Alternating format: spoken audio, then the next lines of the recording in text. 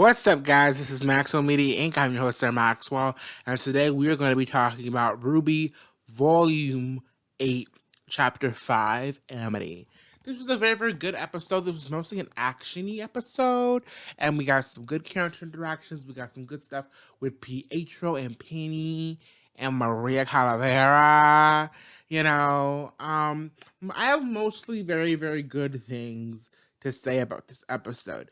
It's weird because this was a very good episode, but at the same time, I feel like this review is going to be a little bit shorter than we normally get.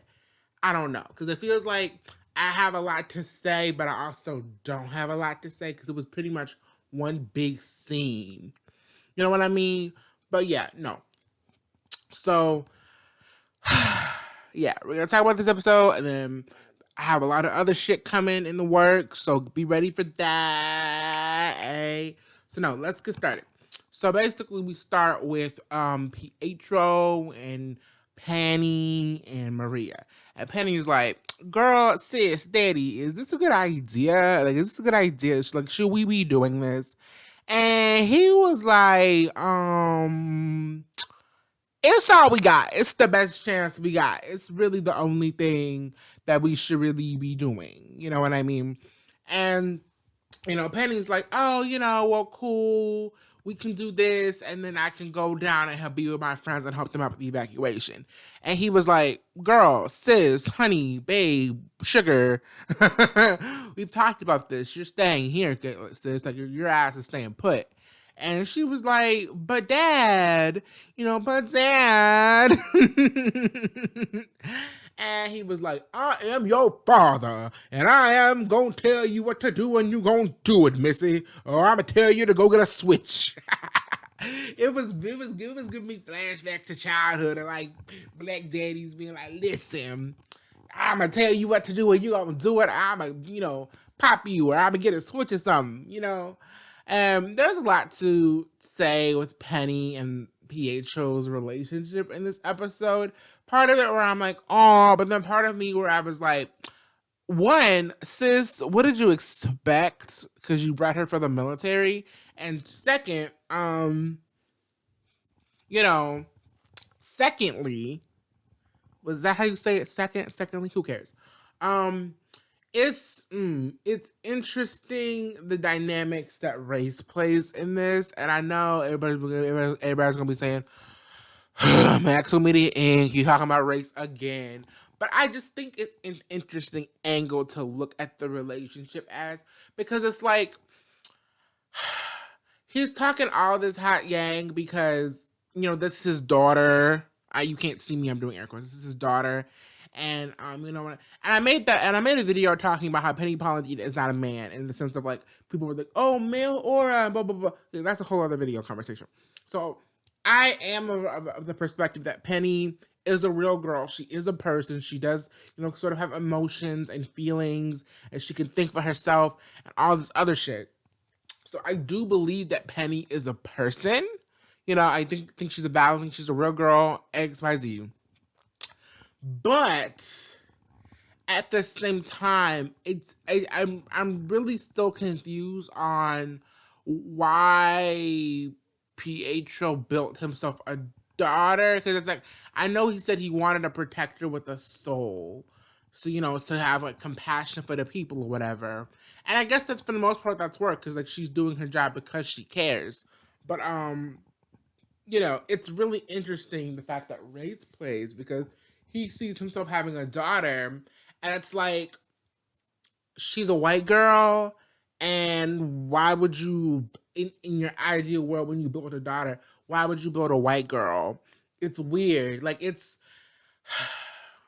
And there's a whole other conversation about white people raising black people, and black people raising white people, and transracial adoption, and how that's a whole other conversation that we're not really going to get into here. But I just think it's because that's not what this is. This isn't like a transracial adoption. This is like, I'm building my image of like the perfect daughter, and she's a white girl, and she's a white woman, and it's it's because Pietro is also this character that's like he has like he's a black man, he's an older black man, he has a southern drawl, he's like, come on, my girl, my baby, my sugar drop, like he has that sort of southerny warmth, old black man, Negro spiritual sort of vibe about him, and it's interesting and at sometimes a little off-putting for me as a black person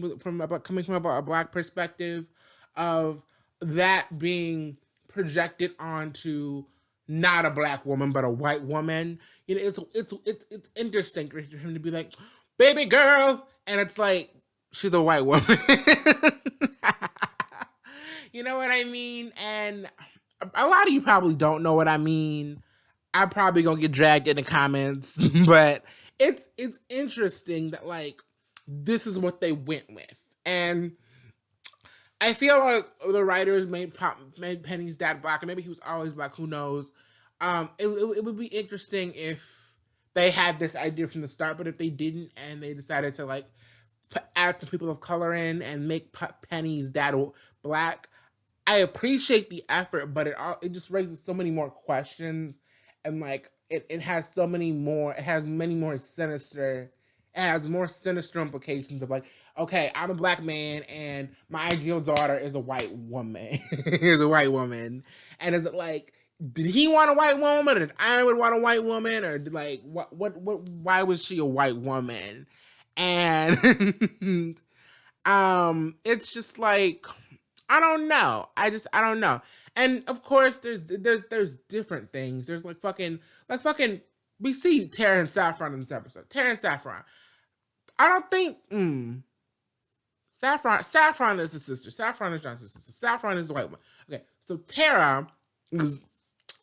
I don't think Tara's black, but I think she's definitely not white. Tara's not black, but she's definitely not white. So let's just call her a person of color.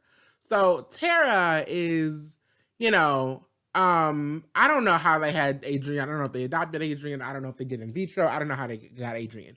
But whatever. Who cares? This is an example of like a family that's like, okay, we're kind of an interracial family. One mom is a person of color, one mom is white, and the baby, the son, is, again, not white, but definitely not black. Definitely not white, but not black either. Just a person of color, maybe Hispanic, maybe, Indian. I don't know. Maybe Asian. Who knows? Yeah. So that's a different situation, and it's like that's just like, okay, we met, we adopted a kid. The kid is what the kid is, or we met. We decided to have a baby. I'm the one that got pregnant. We used my egg. It is what it is. Like that's a different situation. And this isn't to say like those situations are wrong. I support love in all of its forms, no matter what it comes in. Who cares? My pause and the reason, and this is again, I am kind of not great at articulating my thoughts all the time. So if I need to clarify this down in the comments, I will. But it feels weird that like he built her and like he decided because he's coming at this from an angle of, this is my baby, this is my daughter, this is my little girl, this is my sugar plum gumdrop, baby girl, sweetheart, sweet thing, like if he's coming at it from that angle, and he was like, okay, my vision for this perfect daughter is a white woman. I don't know. Again, it's strange, and I would love to know what he based Penny off of. But again, I've spent way too much time talking about Penny and Pietro and their, race relations, but no, yeah, no. So she storms off after that conversation of like, I'm your daddy, I'm a lay down the law, he kind of reminds me of James Earl Jones. Am I saying his name right? James Earl Jones from Fresh Prince. He was Uncle on Fresh Prince. I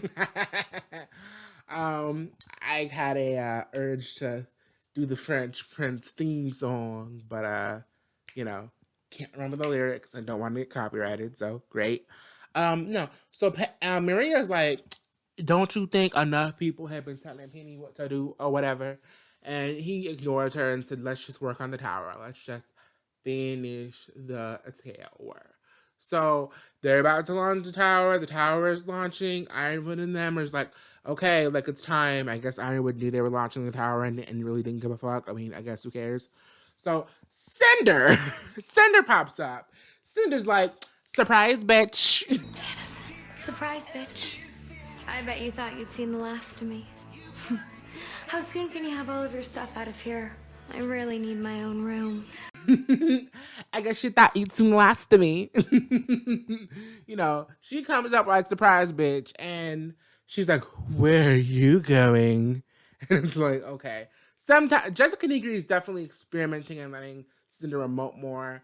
I said to Unicorn World the other day that like it feels like they're letting her do Chibi Cinder, and Chibi Cinder is a better actress than like regular Cinder because she can emote and like have like dialogue and inflection and shit. So Jessica Negri is definitely doing a better job with her voice acting, but like some hit or miss. Like the past couple of episodes, it's been pretty good, and then like today it was kind of like like I don't know. Like I guess she was good everywhere else, but especially with her facial expressions, how they animated her face. But the whole where do you think you're going? It's like, okay, bitch. I don't know. I mean, I'm acting like I could do it any better. I probably could do no better, so it is what it is. So yeah. A fight breaks out and Penny is, fighting and shit, and Cinder's like, I wish your other friends could have been here, but I guess they're leaving you to do all the work, huh? And I'm like, yeah, because it's like, y'all didn't think that Cinder would or Salem would try to fuck up Amity. Like, y'all should have sent somebody to help guard Penny. I mean, I guess Penny is the Winter Maiden and she did keep up her own, but it's like still like, damn, like y'all kind of sent like May or something. Like, does May really need to be there? Like, does May really need to be there with them at the manor? Like, couldn't have May? I would have loved to see like maybe May stay, and then it's like May versus Neo, May and Maria versus Neo, or maybe like you keep it with Maria and Neo and Cinder and Penny, and you have Emerald fight May. That would have been really interesting. I would have loved to see like a happy huntress like get into the fray and actually have like a fight. I would love to see that. I would like to see it.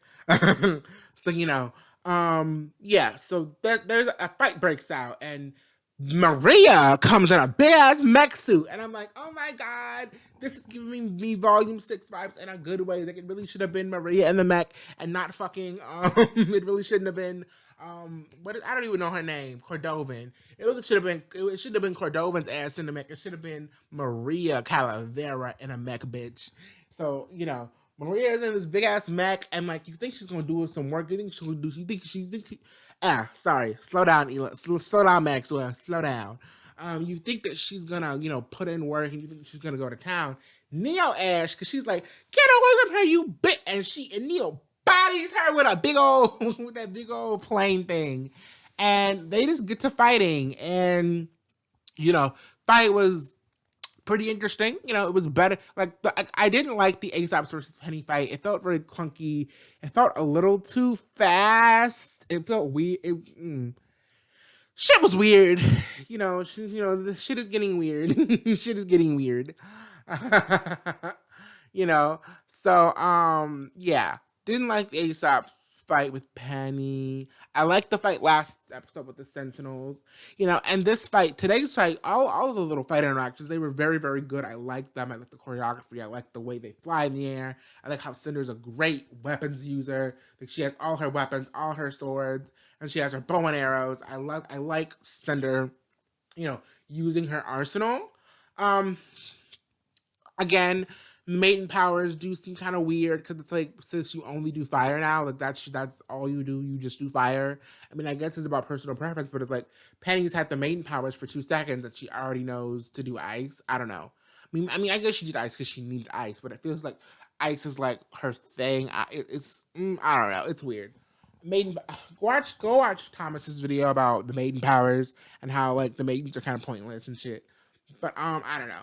I don't know, I like the use of the maiden powers in this episode. It's just like some of the choices was just like, Cinder, can you use some lightning? Can you like use some wind or some shit? Like, can you fucking not use an element? Can you fucking do a spell? Can you do a charm? Can you do a potion?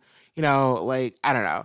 Somebody in the comments mentioned that, like, oh, Aspen only gave them the power of nature, the power of the elements.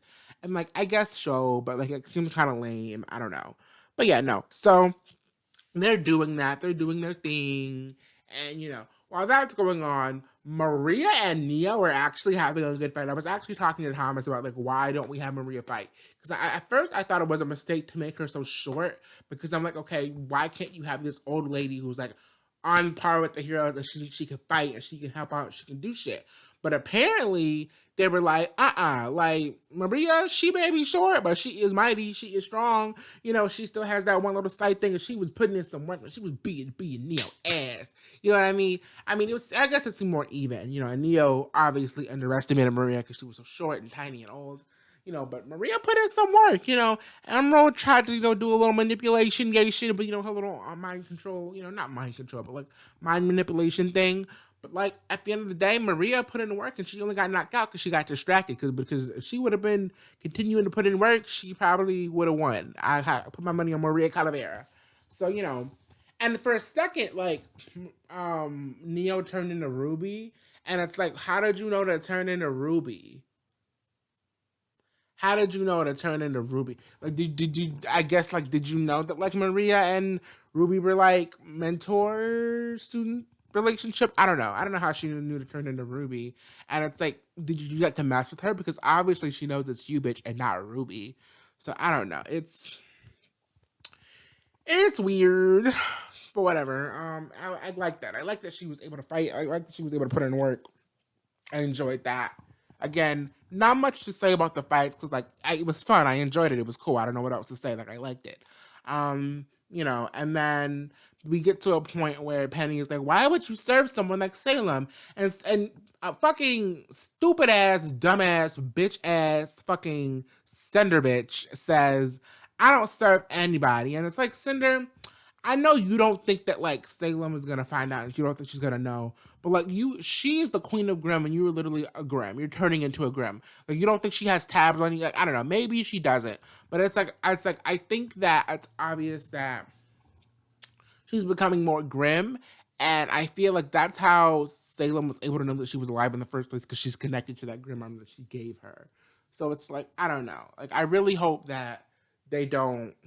I really hope that like Cinder learns her lesson and that fucking Salem puts her in her place. And I don't know, because she says she doesn't serve anybody, and and she says to Penny that you wouldn't serve anybody either if you were built that way. Like, shots fired at Pietro. Again, it feels like she was more talking at Pietro than Penny, because she doesn't feel like Penny is a person. She doesn't feel like Penny was bred for. Like, she doesn't feel like Penny is her own autonomous person. She feels like that's Polendina's creation. It felt like she was on a pot at Mr. Polendina here, but she doesn't even go for the kill for Mr. Polendina. She goes for Penny again. I guess obviously because of the power, So she's trying to suck the power from her face, and then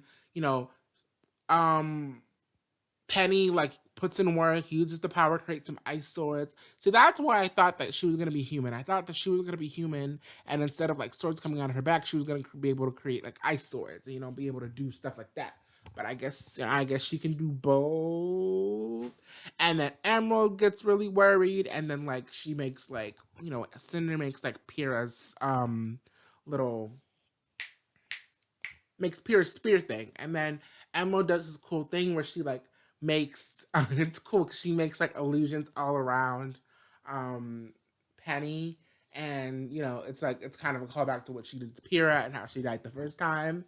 And it's like, wow, in Amity Coliseum with Emerald doing the thing again, like goddamn, like oof tea. So, like I really enjoyed the fact that like because she was a robot, she was able to see where fucking Cinder was coming from. I don't know, my brain is so slow today. Anyway, so I don't know. I guess in that point, it's like I guess Penny being a robot came in handy. after what happened today though, I still want Penny to like not be a robot anymore, just so she cannot be controlled, and so she can become her own person in the sense of like nobody can control her anymore. But no, anyway, Penny's her big laser thing, and knocks out fucking Cinder, and Cinder's knocked out, and I was like, yes, bitch, yes, put in your work. Now that's how you clear, bitch. you know. So, and then after that, fucking at one point, she also used the lasers on Neo and knocked Neo out and totally destroyed Neo's aura. Love that. Love Neo being knocked out. Love that for her. Um, yeah, and then fucking Simp Emerald comes on, and she's like, "Oh my god," and she kind of sounded like Harley Quinn for a second. She was like, um, "I know I can't beat you, but I can put a whole lot of holes in that." You know what I mean? She said, I can put a whole lot of holes in that thing before you can take me down." So I don't know. Like it's weird. It's a weird line read from Emerald. Is Emerald played by a white woman? I think so. I don't know. I'll look it up later. But I feel like Emerald was played by a white woman. I feel like we should really get more people of color playing people of color. But no. Anyway. So after that, they leave, they escape, and Penny is like, I need to push it up because it's like it's not high enough in the atmosphere for this thing gonna reach the world, and basically Penny is like, I need to push it up. And then, Maria's like, yeah, let her do it. Like, we gotta think about the big picture. And he's like, I don't care about the big picture. I care about my daughter. I care about my daughter.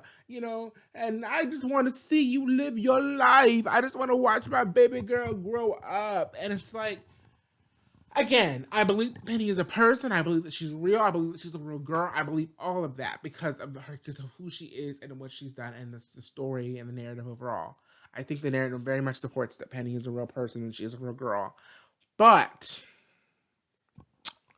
part of me is like, again, earlier, honey, sir, babe, what the fuck were you thinking when you built her? Like the assignment was to build the next new thing in defense technology, not a daughter.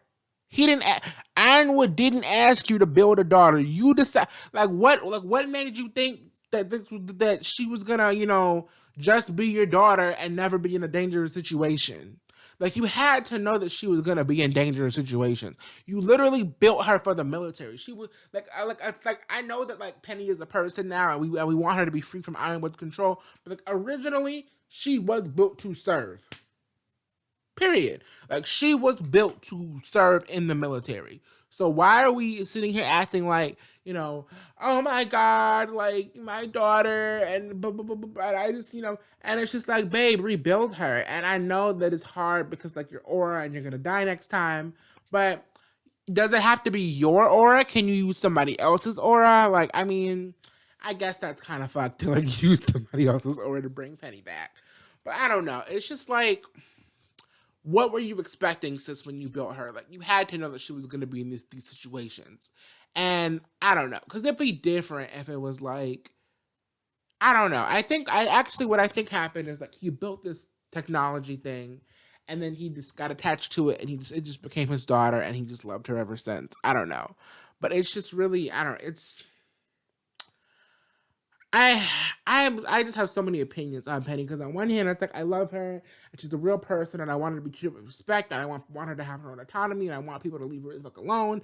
But on the other hand, it's like Penny is a robot and I don't understand why you built something that you were gonna love and care about so much, but then also like have that same thing like go out and like be the hero of Mantle and fight the Grim and fight Salem. You knew that this is what you were signing up for, sis, when you made her. So I don't know why you're acting like this is just like your baby girl that was just meant to be your baby girl. Like, no, this is what you built her for. So, but no, anyway. So we get the message because she's pushing the thing up, and I like that when she's trying harder and she's using the maiden powers to like boost her abilities, like her flames turn blue. I really like that. That's really cool. Really nice artistic touch. And then we get Ruby Rose. She's like, "Yeah, we're rolling." She's like, "Hi, I'm Ruby Rose, and if you're watching this, I'm talking to all of Remnant right now, and like so." Atlas is under the kingdom of Atlas is under attack, and this isn't from some new threat. This is something we've been fighting for centuries. This is Salem, and Salem wants to divide us, and Salem is this and that, and Salem. I'm actually gonna pull the scene up on my phone because I want to remember every single thing that Ruby Rose said. By the way, I'm really enjoying how fucking it was like some little unedited video that they posted. I thought that was very cute. I thought that was very cute. I thought it was cute how also it felt. I think I heard Blake in the background say like, "Oh my god, like fucking, we're rolling." I don't know. It was cute. It was nice. It was whatever. Yeah, no. She says, yeah. So Ruby says like Salem. They've been fighting Salem. Neptune's like, dude. We see Neptune. Yeah, first we see Sun and Neptune. Yeah, we see Sun and Neptune, and then we see Ilya, and I guess Ilya's in Mistral. That's what Ilya's doing with Gira and them. Real shame. Ilya should have been an Atlas. Like, this should have been Ilya's arc. Like, Ilya should have been here, and I don't know why they decided to not bring Ilya. Like, Ilya should have came. Like, Ilya should have been here. But, like, she's not here. I don't know. It's weird. So then after Ilya, I think we go to. Yeah, after Ilya, I think we go to the shopkeep and Glinda Goodwitch. Like Glinda's new animation. Love Glinda's animation. Love the shopkeep. Part of me is like, it's significant that like we're in the dust store with the shopkeep because it's like in my head, because it feels like Ruby was always hanging out at even though we only saw her there once. It feels like when she was in episode 1, like she felt so comfortable at like from the Dusk Till Dawn store. It felt like she was always there, and she had a personal relationship with the shopkeep and the owner. It felt like that. So it was like, I don't know. It kind of felt like a return to form. It was like, wow, like the people back home. I don't know. It made me realize how much I really missed Glinda Goodwitch. I don't know. Part of me wants to see Glinda come and beat fucking Ironwood's ass and just telekinesis all the Aesops and just fucking be a bad bitch. Love that. I would love to see that. I would really love to see that. I would really, really enjoy it. Would really, really, really, really enjoy it. The Aesops. The Aesops are also watching this, and the Aesops are so annoying, specifically Harriet, because it's just like you're so obviously just not trying to hear anybody out, and it's just like y'all talk all this shit about Team RWBY, but it's like the Aesops really are. It's our way or the highway. Like either you agree with us or you're the worst person in the world, and it's just like you literally see this girl like talking to the entire world saying, "Hey, let's unite against Salem," and it's like you're mad. Like, why? How does that make you mad? Why are you so fucking frustrated? Like, what are you doing? Like, why are you so fucking frustrated? Like, why? Like, why are you so fucking frustrated? And especially when she said General Iowa can't be trusted, you just turned the shit off. And like, I don't know, because it's like, this is what irks me about Ironwood stands in general. Ironwood stands and the Aesops. It's like, you talk about how you're going to make this decision and you don't care about what people think. Sis, it looks like you care about what people think. Because the moment we say, oh, well,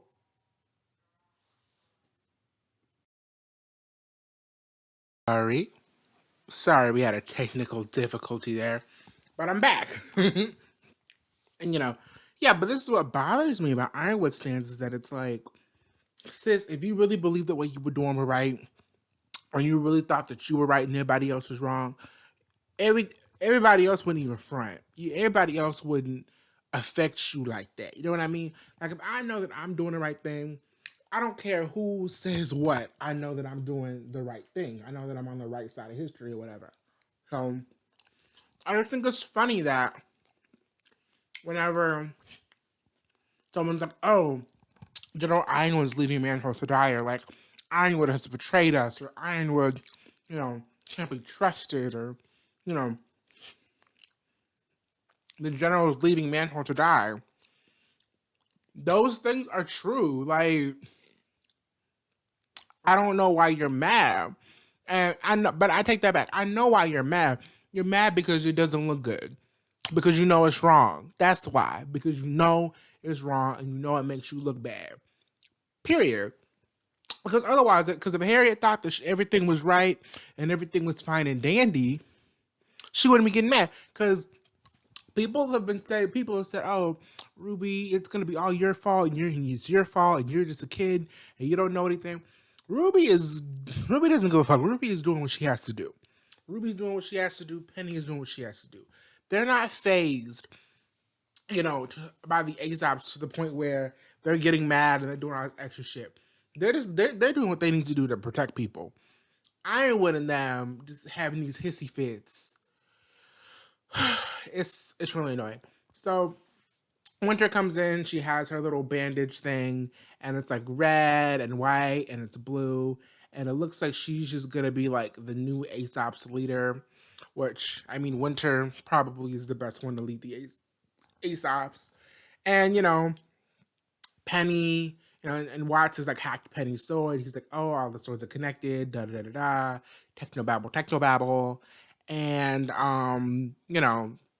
Penny is being hacked, and she falls out of the sky, and she has this really great, line deliveries where she's like, "I do not know what is going on," and she's saying it robotically, but you can tell how scared she is, and it's heartbreaking. Like poor Penny, man, like poor fucking Penny. I really hope that somebody goes and makes her human with the relic. I'll make a theory about that later. I have a couple theories that I kind of want to do. Some theories are more viable than others. Like I have this one theory about Winter that I think is really possible, and I have one theory about Maria that's probably isn't likely. So I don't know. But yeah, they're sent to go retrieve Penny. I don't know. I think Watts like did something extra because like why would people talk so much shit about Crow for like teaming up with Clover, which is another conversation we'll have this week. Um, but like teaming up with Watts is so cool, and it's so cute, and it's so fine, and whatever. And Watts betraying him, that's gonna be a shock to no one, except Ironwood, I guess. Because Watts also has a scroll, and it's like Watts, like what are you doing, sis? Like, what's the tea? So yeah. Um, that's what they're gonna do. Aesop's annoys me. Winter is the only interesting one of them, but like I'm also still on. I don't know. I'm also still giving Winter the side eye and Marrow. Like I watched Kyle Axon stream and like I watched like other people on Twitter talking about Marrow and it's like, oh you can see his tail wag and oh you can see his little face and oh you can see he's definitely gonna turn. That's doesn't really matter, sis, because like you're still participating in all this fuck shit. Like at the very, very last second, he could turn. Sure, he could. But it's like you've spent all this time doing what you knew was wrong. So it's like too little too late, sis. Like Penny's already been hacked.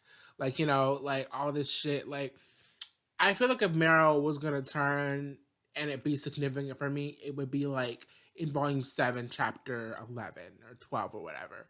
That's when the Meryl turn should have happened. That's when, like, but it's just like, now, I don't know. I just feel like now it's just like, I don't know. I feel like it's interesting though, character wise, because it's like the characters have to deal with like two sets of villains. They have to deal with, you know, Salem and her forces and her minions, and Ironwood and his minions. I think that's really cool. I think that's a really cool dynamic. Sorry, I thought I heard something. But yeah. So also another thing, some people may not like me calling them villains. I don't know. Like that's what I'm gonna call them. They just seem really rather villainous to me. You know, but like, I don't. Even the intro says it. You know, some heroes choose the wrong side. You know what I mean? Like, yeah, they're heroes, I guess, in their own right, but like they're kind of having a fall from grace. So interesting to see. So yeah, that was we cut to Nora and not Nora, I'm sorry. We cut to Jean and Ren and Yang, you know. And they sing the message and oh shit. I'm so oof. Am I high? I'm not, I don't smoke. I'm not high. I forgot to mention Tai Yang. I mentioned Yang and I was like, Tai Yang. We saw like Tai Yang on the broadcast and it's like whew, super uber duper sad because it's like and I feel really bad because it's like his daughter who he hasn't seen in over a year, and it's like this is the first time he's seeing his baby girl, like his youngest, like his baby girl, and like she is in a horrible situation and there's nothing he can do about it. Now everybody and their mama is telling us that we're gonna get Raven and Ty and they're gonna show up in Atlas. I really hope so, and that's on my little Ruby hopes. Hopefully that hope comes true. So I really hope Tai Yang comes through. I think I want to talk about Tai Yang, and we're gonna have a lot of interesting conversations this week and over the break. So you know, it is what it is. Yeah. So Ren and John and Yang, Ren, John and Yang. My brain is mush today. They see a river of Grim, and it's like the river Styx from Hercules, and it's all heading towards Mantle. Ooh, I don't know. So it's like, would they be safe in the crater? Like, is it underground or is it gonna seep through the crater? Like, I don't. Has it always been there? Did Salem create it? I don't know. I'm gonna be putting my brain to the test. I'm gonna be putting my creativity to the test with a lot of theory crafting. So hopefully we're gonna get a lot of cool Ruby videos this week. And you know, so yeah, that's pretty much all I have to say. This is a much shorter review because like episode was pretty good. It was mostly fight scenes and like my opinion on certain characters and scenes and moments. Hopefully you were entertained ish. I don't know. Kind of not been feeling well today, but yeah. So anyway, this has been Maxwell Media Inc. I'm your host, Maxwell. May the power protect you. Bye.